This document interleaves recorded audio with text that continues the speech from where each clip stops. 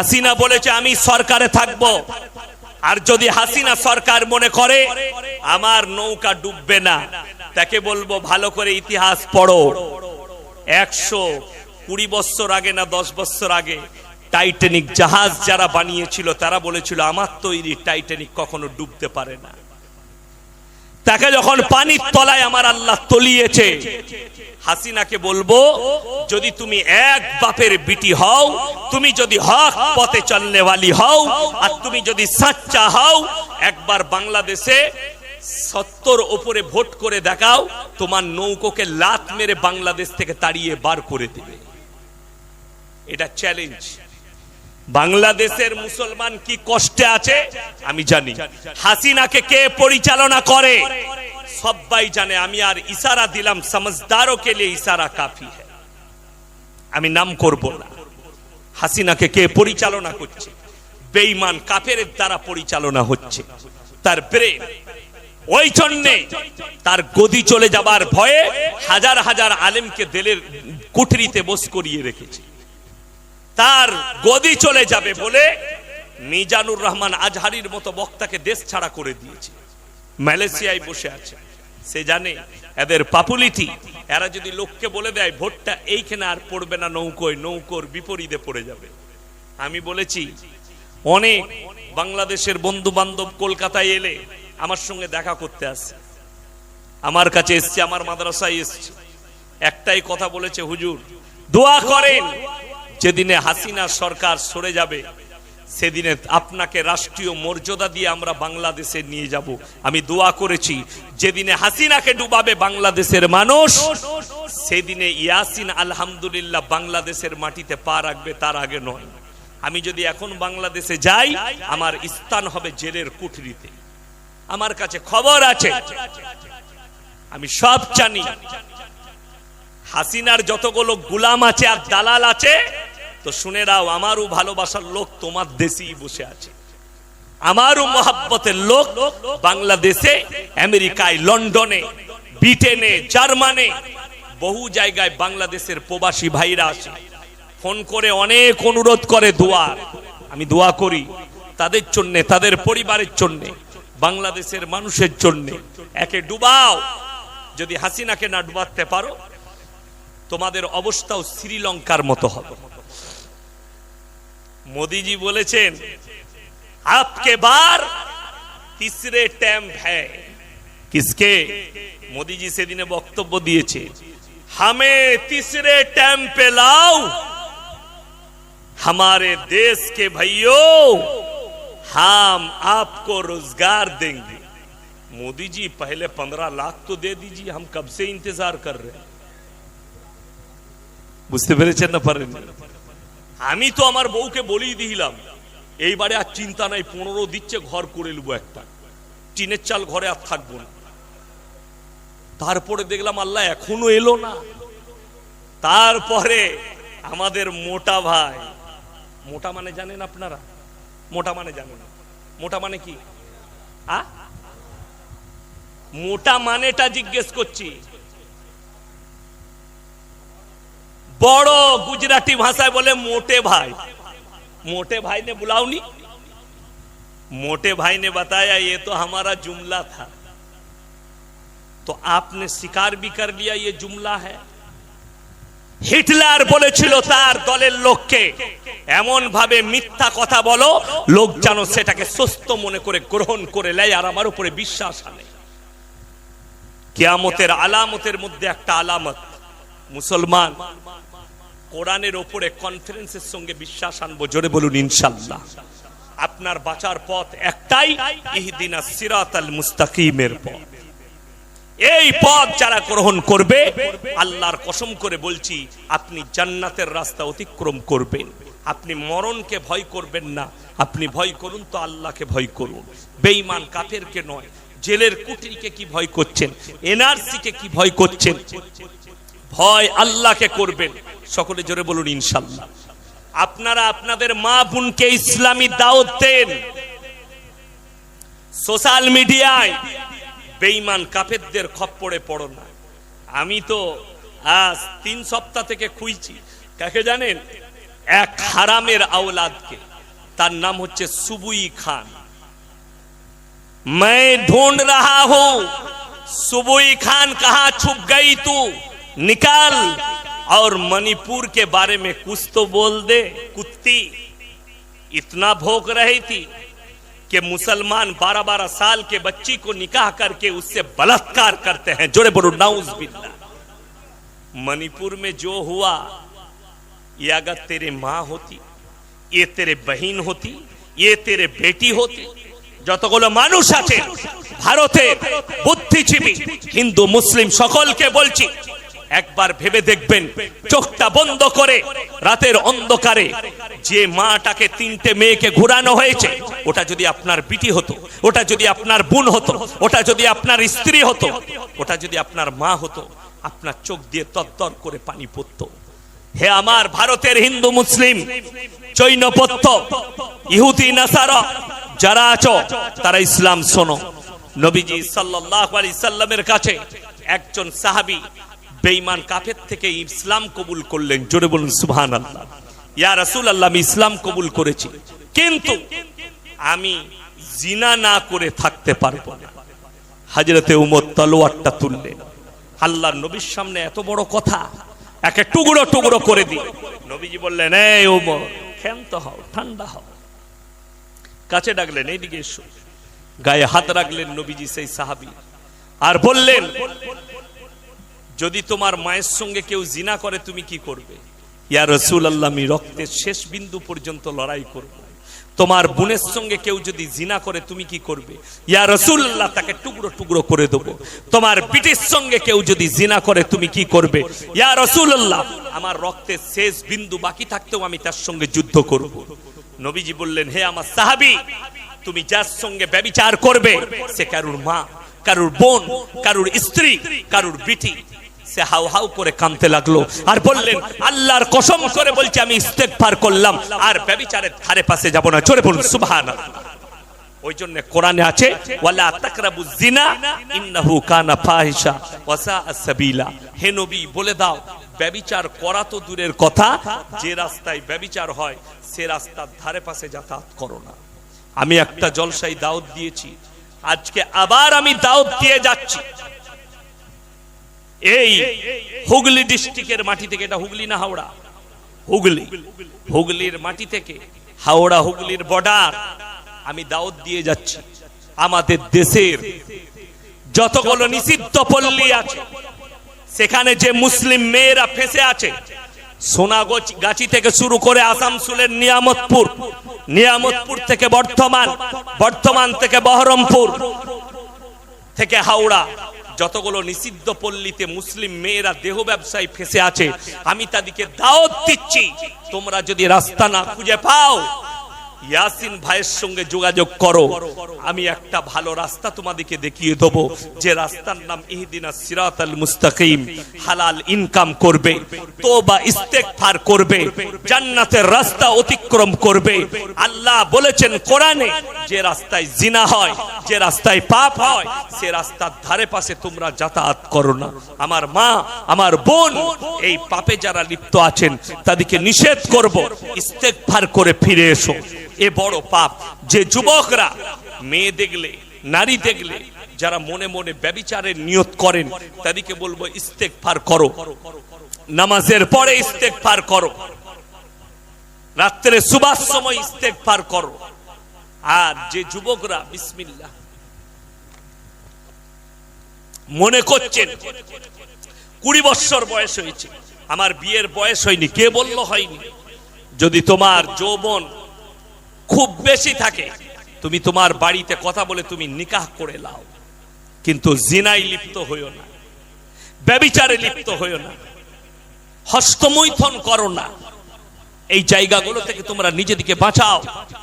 মোবাইলকে হারাম করে দাও রাতে সুবহার সময়।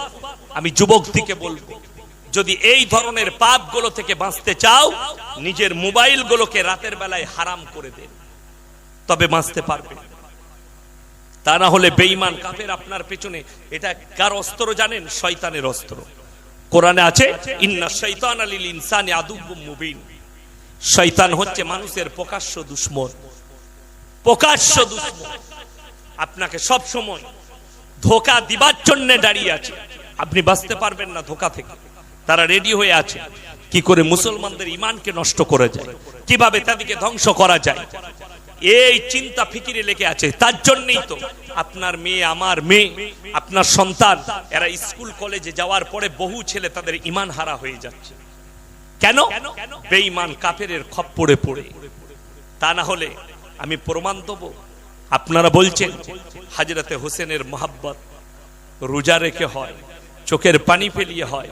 হযরতে হোসেনের মহব্বত চোখের পানির দ্বারা হয়, অন্তর থেকে ফেটে পানি বার হবে। কারবালার প্রান্তরে হযরতে হোসেন শহীদ হয়েছে। আর আপনাদেরকে শোনাবো, দেখবেন। যারা হোয়াটসঅ্যাপে আমাকে দিবেন নম্বর, আমি মেসেজ করে দেখিয়ে দেব। মুসলমান ছেলে মেয়েরা কালকে রাত্রিতে যে বেল্লেলাপনা ভাবে বর্ধমান টাউনে ড্যান্স করেছে মুসলিমদের ছেলে মেয়েরা, আপনি বিশ্বাস করতে পারবেন না। এদিকে যারা মুসলমান বলবে তাদের ঈমান নষ্ট হয়ে যাবে। এদের যারা বাবা মা আছে, এদের কারণে ওই মেয়েগুলোর, ওই ছেলেগুলোর বাবা মারাও জাহান্নামের রাস্তা অতিক্রম করবে। এটা হযরতে হোসেনের মহব্বত, যে তোমার বিটি জিন্সের প্যান্ট বলে প্যান্ট পরে মরদদের সঙ্গে ড্যান্স করবে।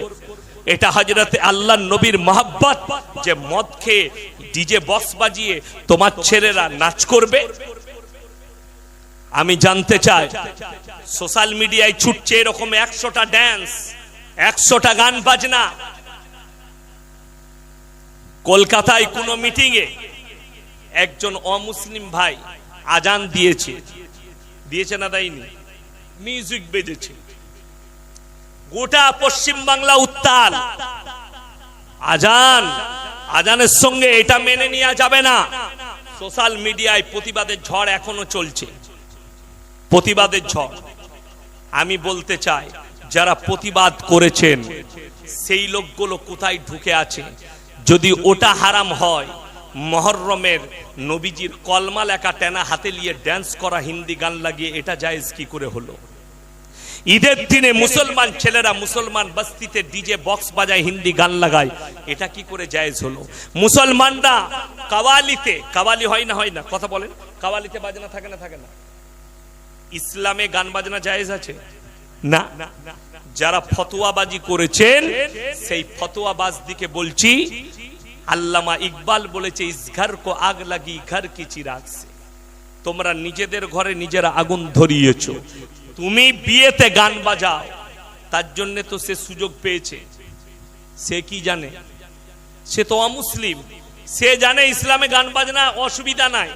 কেন বলুন? আমি দেখিয়ে দেবো। তার নাম হচ্ছে বেনজির চিস্তি, কাজী বেনজির চিস্তি। বাংলাদেশে বাড়ি না ভারতে জানি না, হারামখোরের আওলাদ, ভণ্ড, দাঁড়িয়ে বলেছে স্টেজে, যে বিয়েতে গান বাজনা হবে না সেই বিয়ে হারাম। জোরে বলুন নাউজুবিল্লাহ। এর নামটা পর্যন্ত করে নিলাম, ইউটিউব আর ফেসবুকে খুঁজেন হারামখোরকে, দেখতে পাবেন। আমাদের মতো টুপিধারী মৌলবি সেজেছে। আমি বলেছি তার নাম চিস্তি লয়, ও মালটা চুস্তি, ওকে চিস্তি বলা যাবে না। এটাই কষ্টের বিষয়। বেনজির চিস্তি ওপেন বলছে জলসায়। তাইলে আপনি কাকে? একটা অমুসলিম ছেলে, তার ইসলাম সম্পর্কে জ্ঞান নেই, আজান সম্পর্কে জ্ঞান নেই, দিন সম্পর্কে জ্ঞান নেই, সে বলে ফেলেছে, অমুসলিম বলে ফেলেছে। ওকে যদি এক্ষুনি কলারটা ধরেন, সে বলবে স্যার আমার ভুল হয়ে গেছে, শেষ। আপনাকে একটা দলিল দিই। আমার বর্ধমান জেলায় একটা কবরস্থানে আদিবাসীদের ছেলে ছাগল গরু নিয়ে ঢুকে পড়েছিল। কিলাবে তার বিচার ডাকা হয়েছে। ঢুকলো কেন? কারা ডেকেছে? মুসলিমরা। সে বেচারা আদিবাসীদের ছেলে, কবরস্থান বুঝেছে? কথা বলেন। সে জানেই না ইসলাম ধর্ম কি, কোরআন কি, কবর কি, কিচ্ছু জানে না। ভুলবশত ঢুকে পড়েছে।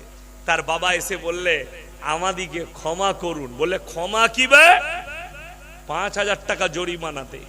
এ হচ্ছে মুসলমান। এরপর বলি, বর্ধমানে এক জায়গায় কবরস্থানের পাশে মেলা হচ্ছে, মেলায় বুগি বুগি ড্যান্স। হ্যাঁ, কবরস্থানের পাশে। কত ভালো শুনেলেন? কবরস্থানের দেয়ালে একটা বোর্ড টাঙাইছে, পবিত্র কবরস্থান, এখানে কেউ প্রস্রাব করিবেন না, কিন্তু ওখানে ডিজে গান আর বুগি বুগি ড্যান্স চলবে। কথাটা বুঝতে পারেননি আমার? এই হচ্ছে মুসলমানের হাল। আপনি লোককে কেন দায়ী করছেন? কেন গাল দিচ্ছেন তাকে? যারা প্রতিবাদ করছে আমি তাদেরকে বলি, আগে এই প্রতিবাদটা করো। মুহররমের গান বাজনা শরীয়তে হারাম, মাতম করা হারাম। যারা ঢোল বাজনা বাজিয়ে, ডিজে বাজিয়ে, যারা ড্যান্স করে, লাঠি খেলে, যারা মাতম করে হযরতে হোসেনের শোক পালন করছে, এর থেকে বড় হারাম কাজ আর পৃথিবীতে কিছু নেই। তোমার বাপ মরে গেলে ওই হারামখোরকে জিজ্ঞেস করো যারা ড্যান্স করছে মদ খেয়ে, তোর বাপ মরে গেলে বলছে আমার বাপ মরে গেছে মিলাদ করতে হবে। তোর বাপ মরে গেছে মিলাদ, তোর বাপ মরে গেছে কুলখানি, তোর বাপ মরে গেছে কোরআন খানি। আর আল্লাহর নবীর নওয়াসে জলিলুল কদর সাহাবী শহীদ হয়েছে, তার লাগে আন্ডারপ্যান্ট পরে ড্যান্স। মিথ্যা বলিনি। আবার একজন ফেসবুকে কি ছেড়েছে জানেন? একজন বড় আল্লাহর ওলি মুহররমের দিনে আগুনের ওপরে মুসল্লা বিছিয়ে নামাজ পড়েছে। তাহলে হুজুররা এত পরেজগার কেউ নয়। শুনেছেন? ফুরফুরা আপনাদের কাছে না দূরে? কাছে। কালকে গিয়ে একবার ওসিয়তনামাটা পড়ে আসুন। দাদা হুজুর পীর কেবলা রহমতুল্লাহ আলাইহির উনার জীবনীতে একটা বার করেন যে দাদা হুজুর কোনোদিন আগুনের উপরে মুসল্লা বিছিয়ে নামাজ পড়েছে। শুনেছেন কোনোদিন? কথা বলেন না। কেন? যে মুসল্লাটা বিছিয়ে নামাজ পড়তে গেছে প্রথমেই ওই নামাজ পড়াটাই হারাম। একটা গজল আছে দেখবেন, সচরাচর আমাদের কাছে পরিচালন মানে সব সময় চলে জলসায় ফলসায়, কি বিসমিল্লাহ বলে গিলাস তুলে গালে ঢেলে নিল, বিসমিল্লাহর ওসিলাই বিষ পানি হয়ে গেল। 100% কেলানি খাবে খবর। এই গজলটা গাওয়ার কারণে, এই গজলের লাফজটা কতটা শরীয়ত বিরোধী আপনাদেরকে বলে দিই, কোরআন হাদিস বিরোধী। কোরআনে প্রথমেই আছে ফামানি তুররা গায়রা বাগিন ওয়ালা আদিন ফালা ইসমা আলাইহি। তোমরা এমন জায়গায় পৌঁছে গেছো যেখানে কোনো খাবার নাই। বাগিউ মানে হচ্ছে ক্ষতিগ্রস্ত, কোনো খাবার নেই, মরে যাবেন আপনি না খেলে। সেখানে হারাম জিনিস আছে, শুয়োরের মাংস হোক, কাটা মাংস হোক, যা আছে হারাম। অতটুকু খেতে পাবেন যতটুকু খেলে আপনার প্রাণ বেঁচে যাবে। এটা কোরআন। জোরে বলুন সুবহানাল্লাহ। আপনি যদি আমাকে বলেন হুজুর আপনি কত বড় পরেজগার দেখবো, কারেন্টের তারটা বিসমিল্লাহ বলে হাত দেন তো। ও কারেন্ট আমাকে চিনে যে এটা ইয়াসিন হুজুর? ও তো আমার বীজ মারার মেরে দিবে। ও তো আর চিনে না এটা ইয়াসিন হুজুর। তাইলে যে ধরতে যাচ্ছে সে পাবে। আত্মহত্যা করা কি কথা বলে না পাপ? তা কেউ যদি জেনে বুঝে বিষটা ঢালে গালে, ওটা পাপ হবে না কি হবে? নাকি হবে? পাপ হবে। ভুলবশত বলতে পারে, ভুলে কেউ গিলাস ঢেলে নিয়েছে, আল্লাহ তাকে বিসমিল্লাহ বলে খাওয়ার বরকতে বাঁচিয়েছে। এটা হচ্ছে সহি রিওয়ায়াত, সহি ভাষা। এই ভাষাটা ঠিক যে ঘরে রাখা ছিল বিষ, সে বিসমিল্লাহ বলে ভুলবশত খেয়ে ফেলেছে, তো আল্লাহ তাকে বাঁচিয়ে দিয়েছে বিসমিল্লাহর বরকতে। এটা দারুণ সুন্দর কথা। কিন্তু বিষটাকে গালে ঢেলে নিল জেনে শুনে, যে বিসমিল্লাহ বললে বলে বেঁচে গেল, এই গালে ঢালাটাই তো পাপ করেছে। আমি যদি বিসমিল্লাহ বলে সাপের গর্তে হাত ভরি, সাপ আমাকে চুমু খাবে না কামড়াবে? ওর সাপের সিফাতটা হচ্ছে কামড়ানো, যাকে পাবি কামড়ি। যদি বলেন না আপনি যদি ওলি হন আপনাকে কামড়াবে না, এরপর শুনে লাও হাদিসটা কোরআন। পৃথিবীর যতগুলো ওলি আছে, যতগুলো মাজার আছে, যতগুলো ওলি আছে শুনে নাও। ফুরফুরা থেকে শুরু করে খাজা মঈনুদ্দিন চিশতি রহমতুল্লাহ আলাই, আব্দুল কাদের জিলানী রহমতুল্লাহ আলাই, যত ওলি আছে পৃথিবীর সমস্ত ওলির থেকে উঁচু নবীজির পাশে ছিলেন। তিনার নাম হচ্ছে হযরতে আবু বকর সিদ্দিক রাদিয়াল্লাহু তাআলা আনহু। তার থেকে বড় ওলি আব্দুল কাদের জিলানী কি কথা বলেন না? কোন পীর নয়। নবীজি সিদ্দিক লকাব দিয়েছিলেন। সিদ্দিক মানে সত্যবাদী। গুহার মধ্যে নবীজি আবু বকরের ডান রানেতে মাথা রেখে ঘুমাচ্ছেন, আর হযরতে আবু বকর নিজের চাদরটা ছিঁড়ে ছিঁড়ে ছিদ্রগুলো বন্ধ করছেন। এমন অবস্থায় এক ছিদ্র থেকে একটা সাপ বের হয়ে দংশন করেছে। সাপ যখন হযরতে আবু বকরকে চিনতে পারেনি, ইয়াসিনকে কি করে চিনবে? মুসল্লা বিছিয়ে নামাজ। হ্যাঁ, যদি বলেন হুজুর আগুনের ওপরে মুসল্লা বিছিয়ে নামাজ কি পড়া যাবে না? যাবে। কখন? যখন মদ খাবে তখন। কথাটা বুঝতে পেরেছেন? ওটার লেগে মদ আর গাঁজা খেতে হবে, তবে আগুনের ওপরে মুসল্লা বিছিয়ে নামাজ পড়া যাবে। আমাদের দেশে কালকেই দেখতে পাবেন, ফেসবুকে সব ছাড়বে, আগুনের ওপরে চলছে। ওরে বাবারে, কত অলি! হ্যাঁ, অলি যে নামাজই পড়েনি, আন্ডার প্যান্ট পরে চলছে। খোঁজ নিয়ে দেখুন, মাল গাঁজা খেয়ে চুর হয়ে আছে। গাঁজা না খেলে তো ও কাজ করতে পারবে না। আমাদিকে যদি বলেন ভাই নামাজ পড়েন না, নামাজ আলহামদুলিল্লাহ, মসজিদে গিয়ে নামাজ আদায় করুন আল্লাহর ঘরে। এই ধরনের বিভ্রান্তকর জিনিস শরীয়তে নাই, ইসলামে নাই, একটাও নেই। আপনি দেখতে পাবেন। আপনাকে বলে দিই, আচ্ছা আপনারা বলুন, ফুরফুরার মাজারে মেয়েরা যেতে পায়? কথা বলবেন। যেতে পায়? নিষেধ আছে। কেন নিষেধ? লেখা আছে শরীয়তে, মেয়েদের মাজারে যাওয়া তো দূরের কথা, মনে মনে নিয়ত করাটাও গুনাহ এবং পাপ। ওই জন্য দাদা হুজুর পীর কেবলা রহমতুল্লাহ আলাইহি তিনার ওসিয়তনামায় লিখেছে, মেয়েদের যাওয়া তো দূরের কথা, নিয়ত করাটাও হারাম।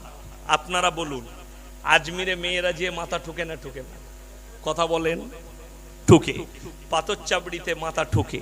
আপনাকে দেখিয়ে দেবো, আমার বীরভূমে দেখেন দুটো চ্যানেলওয়ালা এসছে, আপনারা অনেকে তার চ্যানেল থেকে দেখেন। এমডি রিজওয়ান, এমডি আব্দুল্লাহ, বীরভূমে বাড়ি এসছে, ওই পাথর চাবড়ি এলাকাতে বাড়ি। আপনাকে দেখিয়ে দেবো, বীরভূমে অনেক গাড়িতে, আপনার হুগলিতেও আছে, গাড়ির ওপরে লিখেছে দাতা বাবা দান। লেখা থাকে না? থাকে না? আচ্ছা, দেনেওয়ালা আল্লাহ না পৃথিবীর কোন মানুষ? তাড়াতাড়ি বলেন। আল্লাহ যদি দেয় তাহলে দাতা বাবা কি করে দিলে? না, দাতা দিয়ে দিলে তাকে